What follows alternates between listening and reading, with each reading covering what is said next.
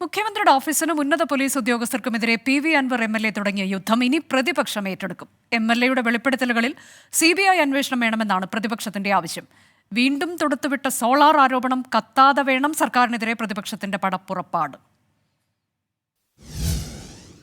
കാഫിർ സ്ക്രീൻഷോട്ട് വിവാദം, Hema committee report, BJP ബന്ധമെന്ന ആരോപണത്തിൽ EP ജയരാജന്റെ സ്ഥാനചലനം. സമരങ്ങൾക്ക് പ്രതിപക്ഷത്തിന്റെ കയ്യിൽ വിഷയങ്ങൾ നിരവധി. ഇതിനിടെയാണ് അതിനേക്കാൾ മൂർച്ചയുള്ള ഒരായുധമായി ഭരണപക്ഷ MLA തന്നെ മുന്നോട്ടു വന്നത്. മുഖ്യമന്ത്രിയുടെ പൊളിറ്റിക്കൽ സെക്രട്ടറി P ശശിക്കും ADGP MR അജിത് കുമാറിനുമെതിരെ PV അൻവർ MLA നടത്തിയ വെളിപ്പെടുത്തലുകൾ ഇതിനകം പ്രതിപക്ഷം ഏറ്റെടുത്തിട്ടുണ്ട്.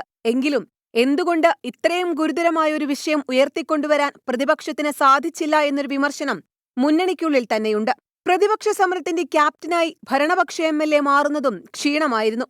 എന്നാൽ PV അൻവർ നിരുപാധികം കീഴടങ്ങിയതോടെ ആരോപണത്തിൽ ചാമ്പ്യനാവുക എന്നതാണ് UDF ലക്ഷ്യം.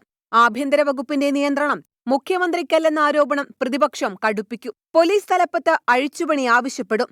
വെളിപ്പെടുത്തലുകളിൽ CBI അന്വേഷണം വേണമെന്ന് ഇതിനകം ആവശ്യപ്പെട്ടു കഴിഞ്ഞു. നിലവിൽ പ്രഖ്യാപിച്ച അന്വേഷണം കണ്ണിൽ പൊടിയിടാനുള്ളതെന്നാണ് ആരോപണം. ആരോപണത്തിൽ നിന്ന് പുറകോട്ടുപോയ PV അൻവർ MLAയെയും കടന്നാക്രമിക്കും. ഭയപ്പെട്ട് പിന്മാറിയെന്ന വാദമുയർത്തും. ഇതിനിടയിലും സോളാർ കേസ് ഒത്തുതീർപ്പാക്കാൻ MR അജിത് കുമാർ ഇടപെട്ടുവെന്ന ആരോപണത്തെ കണ്ടില്ലെന്ന് നടിക്കേണ്ടി കൂടി വരും പ്രതിപക്ഷത്തിന്. 24 തിരുവനന്തപുരം.